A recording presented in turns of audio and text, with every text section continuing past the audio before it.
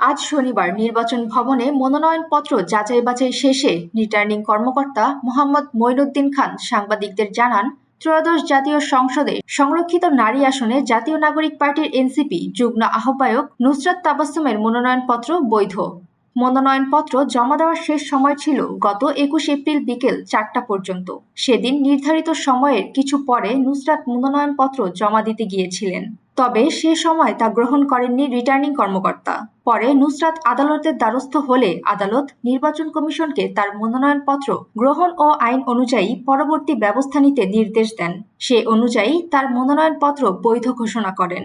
এর আগে জাতীয় নাগরিক পার্টির এনসিপির প্রার্থী মনিরা শারমিনের মনোনয়নপত্র বাছাইয়ে বাতিল করা হয়। রাষ্ট্রায়ত্ত কৃষি ব্যাংকের চাকরি ছাড়ার ৩ বছর পার না হওয়ায় আইন অনুযায়ী এনসিপির যুগ্ম আহ্বায়ক মনিরা শারমিনের মনোনয়নপত্র অবৈধ ঘোষণা করেন রিটার্নিং কর্মকর্তা। সুমাইয়া ফারাজি, দৈনিক আর নিউজ। আসলে এখনো পর্যন্ত যেহেতু বেশ কিছু কাজ বাকি, গ্যাজেট হয়নি এবং গেজেট প্রকাশিত হলে তারপর শপথের বিষয়টা আসবে।